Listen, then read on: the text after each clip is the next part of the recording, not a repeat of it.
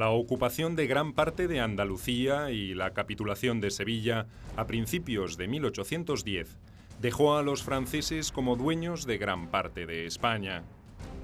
También provocó la disolución de la Junta Suprema, que durante 16 meses había intentado resistir la invasión napoleónica. Desprestigiada por la suerte adversa de la guerra y carente de autoridad, la Junta generó, a pesar de todo, su propia sucesión, la regencia. Este órgano jurídico-administrativo, poco menos que un gobierno en el exilio, recibió un mandato explícito: la organización de las Cortes. Si la convocatoria a esa asamblea había resultado un trámite arduo, su concreción, con una España sometida, parecía un objetivo imposible en esas circunstancias.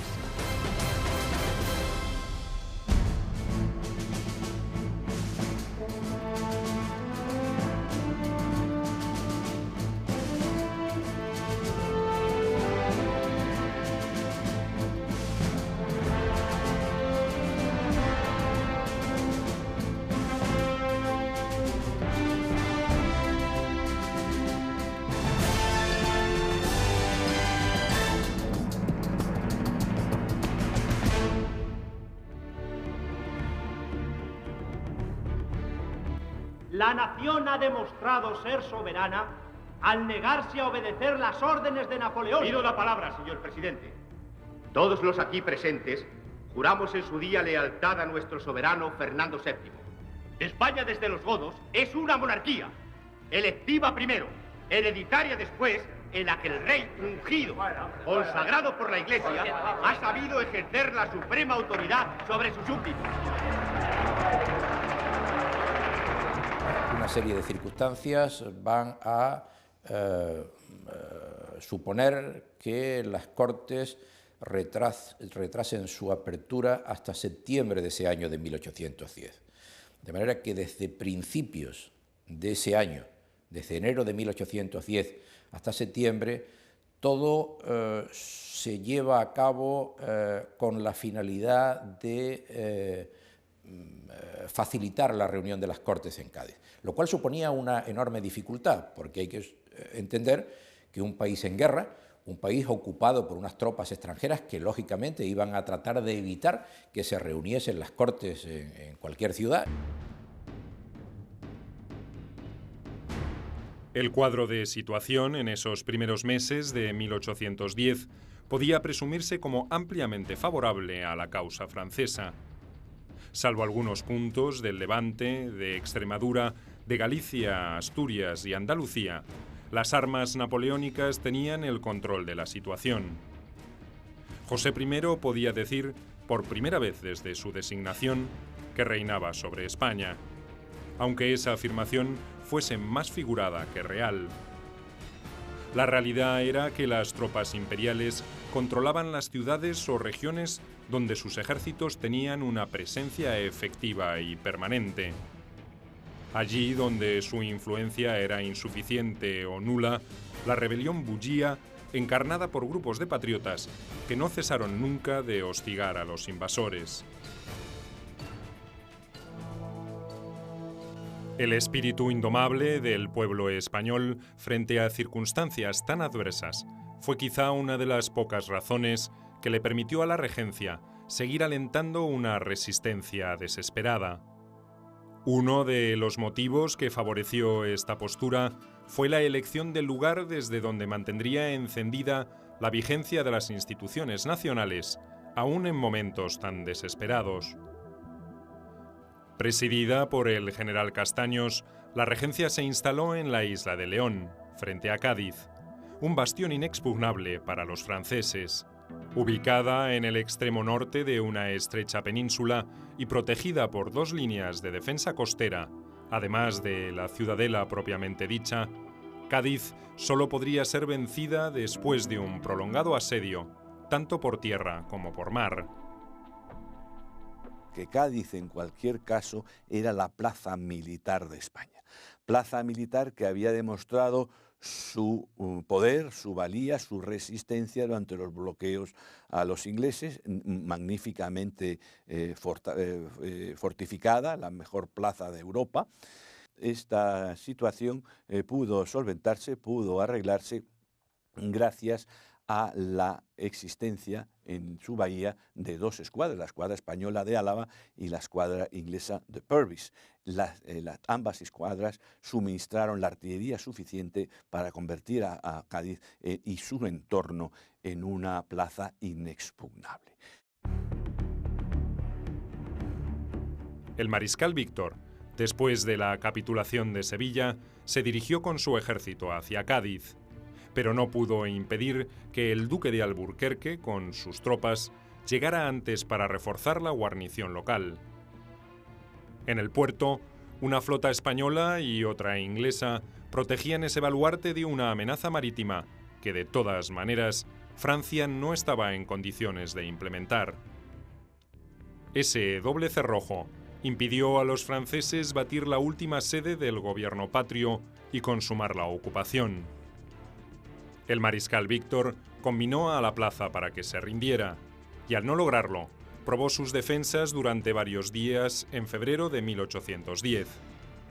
Finalmente, optó por establecer un sitio más simbólico que eficaz. Luego, informó a José Bonaparte que sin artillería pesada y una flotilla de lanchas cañoneras no tendría ninguna posibilidad de éxito. El de Cádiz sería uno de los sitios más prolongados e improductivos de la Guerra de la Independencia. Cádiz, por otra parte, era el puerto por el cual podía llegar toda la ayuda extranjera, que llegó en forma de soldados, llegaron soldados ingleses, y llegó sobre todo en forma de caudales de América, sobre todo en el momento en que de alguna forma pues se mandó el mensaje a los americanos de que eran considerados en paridad a los españoles, que tuvo sus efectos poco conocidos. La imposibilidad de destruir ese último bastión de resistencia española se transformó en una contingencia de gran trascendencia para el usurpador del trono español. La presencia de una institución rebelde, aunque fuera en un extremo del territorio, complicaba su estrategia de pacificación del reino. Su intención, una vez concluida la etapa militar de la conquista, era la de desplegar una serie de medidas políticas destinadas a mejorar su relación con sus nuevos súbditos. Para lograrlo, necesitaba ahogar cualquier manifestación de gobierno patriota. También le hacía falta dinero suficiente como para encarar la recuperación de una España quebrada por la guerra. El refugio de la regencia en Cádiz impidió el cumplimiento del primer objetivo. La absoluta negativa de Napoleón a seguir financiando la campaña española con recursos de Francia desbarató el segundo. La situación económica estaba caracterizada por una quiebra absoluta de la hacienda real, ¿no? Había una situación de inflación muy amplia, de inflación brutal y galopante, en un país, claro, que esto, al entrar en guerra deja de producir en gran medida, se produce una caída inmensa de la producción, había habido años agrícolas muy malos y hay una situación de quiebra generalizada de la hacienda. Esto es un elemento esencial desde el punto de vista económico que produce una situación de quiebra política muy importante. Esos generales imponían su ley en aquellos lugares en donde estaba acantonado el ejército, a cuyo frente estaban estos generales, sobre todo en el momento en que decidieron, para financiar precisamente la estancia del ejército en la península, que costaba mucho dinero, decidieron, con el beneplácito de Napoleón, establecer impuestos y cobrar tributos para el sostenimiento de las tropas en la península. Las diferencias de criterio entre Napoleón y su hermano sobre la situación española eran profundas y conceptuales. El emperador seguía sin comprender cómo no se había culminado triunfalmente la campaña, a pesar de la ingente cantidad de hombres y de pertrechos comprometidos en la lucha. Achacaba gran parte de los malos resultados al carácter conciliador de José. Según él, los españoles confundían sus gestos magnánimos con debilidad. Tenía que actuar con más decisión y energía. El nuevo soberano, que ya había tenido oportunidad de probar el temperamento orgulloso y levantisco de los españoles, no estaba de acuerdo. Consideraba improbable sostenerse en el trono si no lograba convencer a los habitantes de la península sobre las ventajas que les aportaría un apoyo a su reinado. José, naturalmente, estaba subordinado a su hermano Napoleón, pero en ese deseo de sintonizar con el pueblo español, con sus nuevos súbditos, llegó incluso a enfrentarse a Napoleón, a su hermano. Hizo incluso un viaje a París para plantearle la necesidad de que los generales se adaptasen a los dictados de la monarquía que él encabezaba. Y por consiguiente, la relación con Napoleón hubo un momento en que se enturbió. Incluso José amenazó a su hermano con abdicar del trono, dejar el trono de España para ver si Napoleón le dejaba mayor libertad en el gobierno del país. Durante esa primavera del año 10, esto se ha estudiado a través de una biografía bastante moderna de Soult. Esta presencia francesa en Andalucía, en Granada, en Sevilla, ya se acompañó de una auténtica puesta en marcha de un reformismo quizá prometedor de beneficios, no solo para los ocupantes, sino también para la población. Los historiadores que han biografiado a José Bonaparte recientemente ponen de manifiesto al menos su buena voluntad, su deseo de congraciarse con los españoles, de ser verdaderamente un rey de España. Por consiguiente, están ofreciendo una imagen no tan negativa del personaje. Está claro que no tenía la inteligencia ni la capacidad de decisión de su hermano Napoleón, pero José Bonaparte era un hombre con una cultura, con buena voluntad, con deseos de agradar y con deseos de llevar a cabo un buen gobierno de España. El 8 de febrero de 1810, las aspiraciones de José de neutralizar paulatinamente la resistencia de los españoles naufragaron abruptamente. De manera unilateral, Napoleón resolvió dividir el territorio peninsular en dos unidades administrativas bien diferenciadas. Todas las regiones situadas al norte del Ebro pasarían a ser gobernadas por jefes militares bajo su exclusiva supervisión. Cataluña, Aragón, Navarra y parte del País Vasco fueron de esta forma sustraídas a la influencia de Madrid. El desmembramiento se justificó en la necesidad de crear una línea de defensa de la frontera francesa, sobre todo en el sur, donde era previsible una colaboración de Gran Bretaña con los catalanes. La decisión también respondía a la pretensión napoleónica de anexionarse esas regiones que consideraba históricamente ligadas a Francia.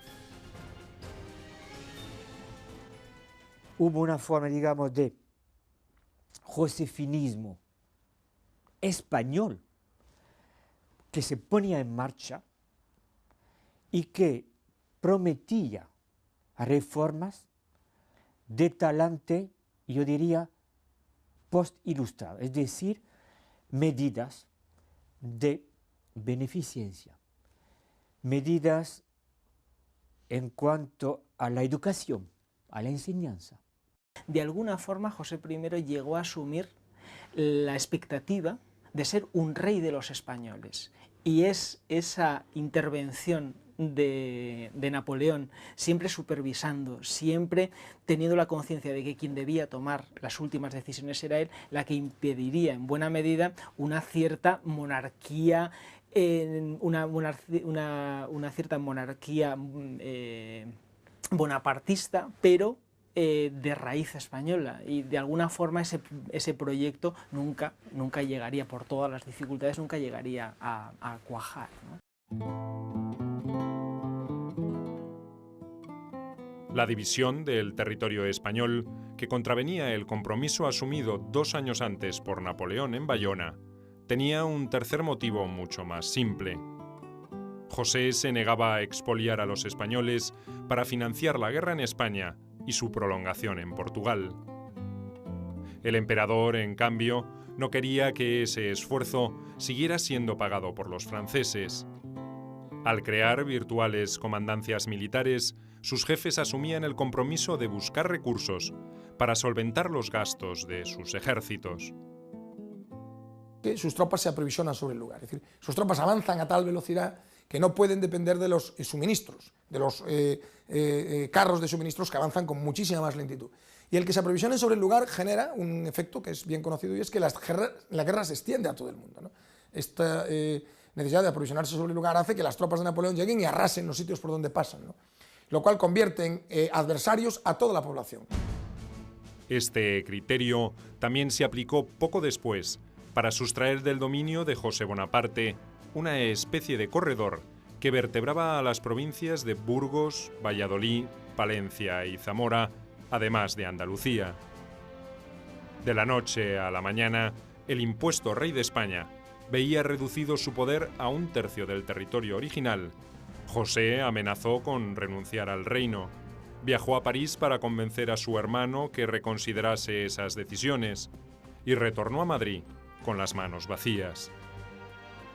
Su gobierno viviría de ahora en adelante agobiado por las penurias económicas y solo defendido por el poder de las bayonetas.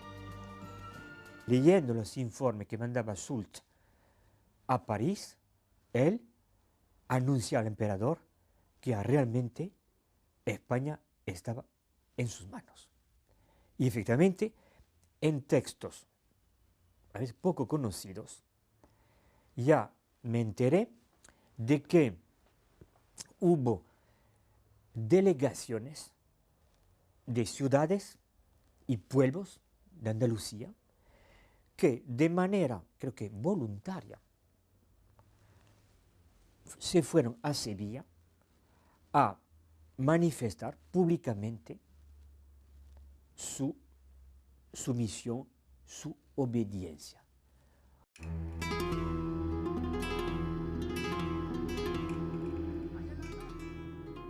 La decisión del emperador de desmembrar España se correspondía también con la urgencia de poner en marcha el demorado plan para invadir nuevamente Portugal y expulsar de ese territorio a los ingleses. Para lograrlo, tendría que formar un nuevo ejército capaz de alcanzar ese objetivo. Aunque los grandes ejércitos patriotas casi habían desaparecido en 1810 o estaban confinados en regiones periféricas, el control territorial exigía enormes recursos a los franceses. El resultado era una importante concentración de fuerzas militares, especialmente en el centro de España, dedicadas a preservar su dominio, casi en forma excluyente. Napoleón se vio obligado entonces a enviar un nuevo contingente de 140.000 hombres para afrontar la nueva campaña. El ejército de Portugal fue puesto bajo el mando del veterano mariscal Massena, un experimentado militar que intentó resistir la designación alegando su mala salud. Fue una mala elección de Napoleón. Con su decisión, postergó las ambiciones de los mariscales Ney y Junot, que deseaban comandar esa fuerza y que ya operaban en la región, y los subordinó a un Massena mal predispuesto para la expedición. Además, no le confió al nuevo jefe el control sobre otras divisiones francesas que operaban en España y que podrían haber ayudado al propósito de atacar el territorio lusitano por varios frentes a la vez. Ocupado en sus nuevos quehaceres conyugales, el emperador no preparó con su acostumbrada eficiencia el plan de batalla y pagó caro semejante distracción.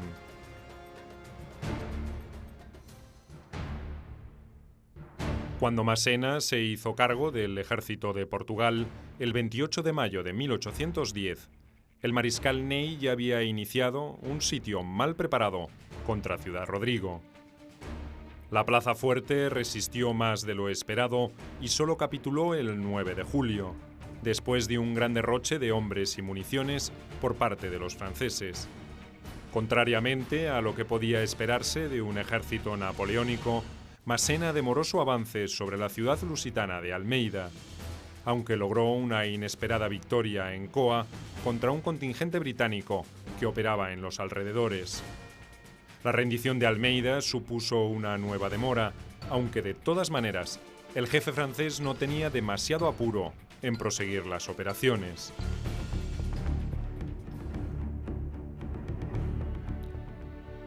La lentitud del avance del ejército de Portugal y las excesivas prevenciones adoptadas por Massena favorecieron la estrategia del general Wellington, basada en evitar la batalla en campo abierto.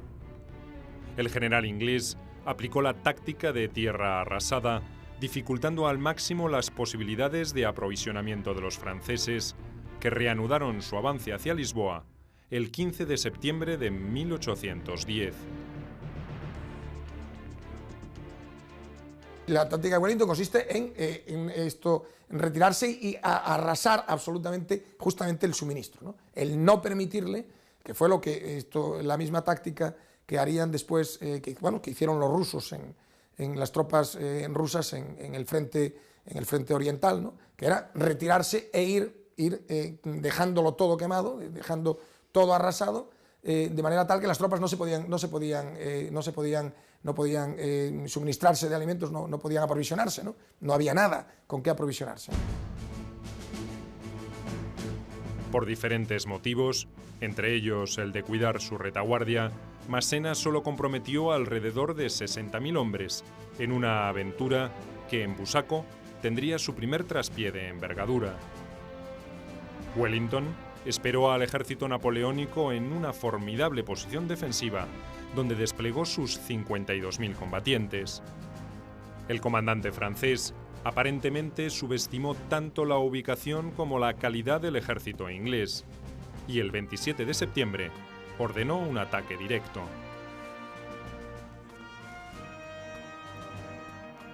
Las bajas imperiales, entre muertos y heridos, alcanzaron los 4.500 hombres, mientras que la fuerza anglo-portuguesa sufrió un total de 2.500 bajas. Fue la batalla donde se produjo la mayor pérdida de oficiales de toda la guerra. El motivo: los jefes franceses tuvieron que realizar grandes esfuerzos para convencer a sus subordinados de avanzar en condiciones casi suicidas.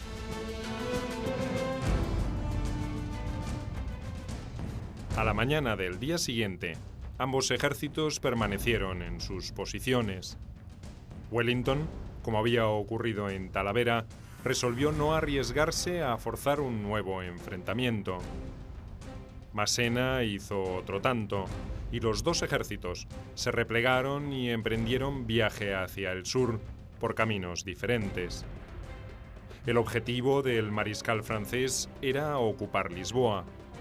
El del general británico, cerrarle definitivamente el paso en una línea defensiva, pacientemente preparada en Torres Vedras, en las cercanías de la capital portuguesa. La accidentada topografía de la península donde se asienta Lisboa favoreció el plan de Wellington de levantar fortificaciones para contener al ejército enemigo. Las demoras francesas en iniciar la campaña ayudaron a los defensores a perfeccionar y a aumentar la calidad y la cantidad de esos reductos fortificados, a cavar trincheras y a levantar obstáculos. Wellington no era un gran estratega, ni muchísimo menos se puede comparar a Napoleón en este sentido. Sin embargo, era un buen organizador. Él era un hombre precavido, además su situación como jefe de las fuerzas, primero como jefe del ejército de Portugal y luego como jefe de las fuerzas aliadas, es un papel en el que predomina sobre todo la prudencia, ¿no? Incluso algún momento que puede actuar y no lo hace pensando más bien en la prudencia que en un golpe de efecto, ¿no? En esa telaraña defensiva se enredaron Massena y su ejército después de una penosa marcha por una quebrada geografía portuguesa, expurgada de todo potencial recurso que pudiera servirles. Las primeras avanzadas francesas llegaron a Torres Vedras el 11 de octubre y comprobaron la imposibilidad de seguir hacia adelante. Los británicos, reforzados con fuerzas portuguesas y una división española al mando del Marqués de la Romana, solo se dedicaron a esperar un ataque final que nunca se produjo. El hambre y las enfermedades comenzaron a diezmar a las tropas bonapartistas y obligaron a Massena a ordenar un repliegue hasta Santarém, a la espera de refuerzos que nunca llegarían. Entre fines de febrero y mediados de marzo de 1811, los franceses abandonaron definitivamente el territorio portugués, hostigados permanentemente por avanzadas anglo-lusitanas. La campaña había resultado un rotundo fracaso, con un coste de alrededor de 25.000 soldados, abatidos por las heridas en combate, la fatiga, el hambre y las enfermedades. La estrategia defensiva de Wellington había dado un resultado quizá mayor que el esperado por el general inglés. La realidad era que en ese fracaso también habían contribuido las divisiones dentro del Estado Mayor de Massena y la falta de colaboración del mariscal Soult, estacionado en Andalucía. Napoleón había ordenado que Soult atacara al ejército de la Romana para evitar que éste se uniera a los británicos. También tenía que amenazar la frontera portuguesa por el sur. El jefe francés demoró cualquier acción ofensiva alegando insuficiencia de hombres para cumplir ese plan. Cuando se decidió avanzar sobre Extremadura, la posición de Massena en el norte ya era insostenible.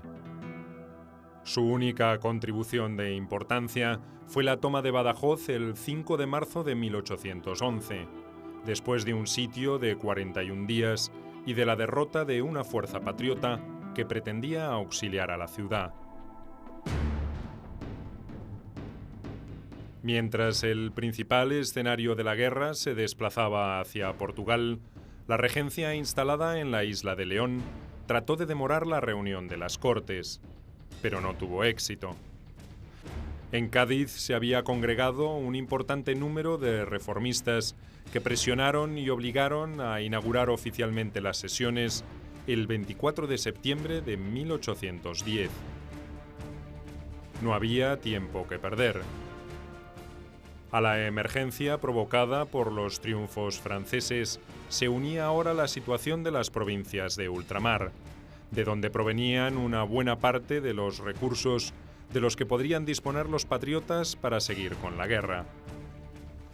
Había muchos diputados partidarios de que las Cortes se ocuparan única y exclusivamente de organizar al país para llevar a cabo la guerra y la expulsión de las tropas napoleónicas. Pero también en el seno de las Cortes salieron inmediatamente voces, como ya habían salido en la reunión de la Junta Central, de que había que aprovechar la ocasión para hacer reformas en el país. Pero la disolución de la Junta Central se había interpretado en algunos de esos dominios americanos como la desaparición del gobierno legítimo en la metrópoli. En consecuencia, habían creado sus propias juntas para ejercer su gobierno en forma autónoma. El tan temido fantasma de la disgregación del imperio se sumaba al riesgo de la división de España que pretendía Napoleón. Los diputados americanos, en su inmensa mayoría, hay alguna excepción, pero en su inmensa mayoría simpatizan con el liberalismo. Ellos son representantes de sus países en España, tienen una lealtad muy grande hacia España, tienen una lealtad muy grande hacia sus países de América. Se puede decir que es una doble lealtad. Están en una situación muy difícil, porque después de que han venido a España, ha surgido, o ya estaba, pero en fin, han surgido movimientos de ruptura. Las excepcionales condiciones de la convocatoria hicieron difícil la integración de la Asamblea. Los reformistas encontraron un atajo legal para cubrir las ausencias de los diputados que no habían podido llegar para el acto de apertura. Fueron reemplazados por representantes oriundos de esas regiones hasta que la presencia de los titulares pudiera concretarse. Se constituyó una sola Cámara, no dos como estaba previsto, y el número final de asambleístas fue de 233. Al final, por una serie de circunstancias que ahora no vamos a entrar, triunfan las tesis partidarias de una sola Cámara, de unas Cortes unicamerales, en contra, por ejemplo, del criterio que sostuvo Jovellanos en la Junta Central, ¿no?, que quería unas Cortes bicamerales al estilo inglés. Fueron unas Cortes unicamerales y realmente se comportaron como unas Cortes constituyentes. Es decir, no solamente aprobaron la Constitución y centenares de decretos, sino que también gobernaron, participaron en la dirección política. Eran una convención. Realmente eso es lo que en realidad fueron, una convención constituyente. Un tercio eran sacerdotes. Otro porcentaje importante correspondió a las profesiones liberales y a funcionarios gubernamentales. Los diputados de origen noble y los comerciantes integraron los grupos más pequeños. Las dos primeras minorías, clérigos y profesionales, eran en general reformistas moderados, partidarios de un régimen de gobierno que respetara la libertad civil y política.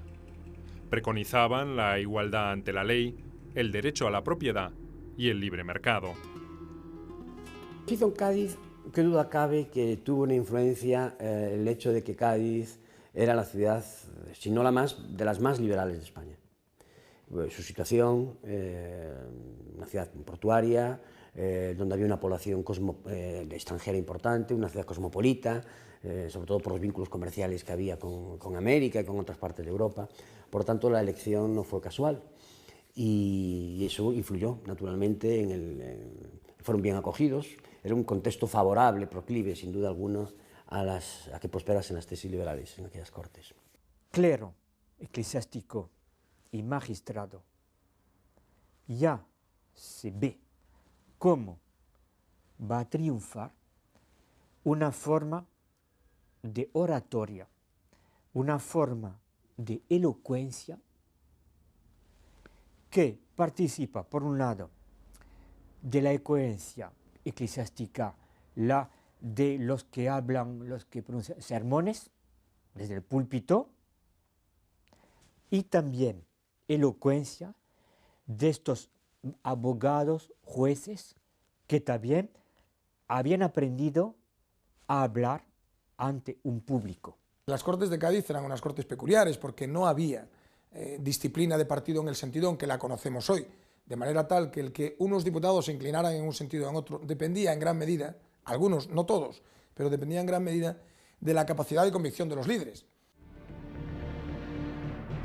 La primera medida adoptada por las Cortes fue el reconocimiento de Fernando VII como único y legítimo rey de España. Pero de inmediato, gracias a una iniciativa del clérigo Diego Muñoz Torrado, se remarcó que en esa asamblea residía la soberanía nacional.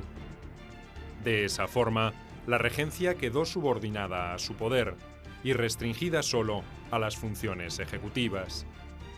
Sus miembros debieron jurar obediencia al nuevo poder soberano, una decisión que fue acatada por todos menos por el obispo de Orense. Las Cortes también resolvieron equiparar los derechos de los habitantes de las colonias a los de la metrópoli. Fue un intento de frenar los vientos independentistas que soplaban en ultramar, pero esa medida no tendría efectos prácticos.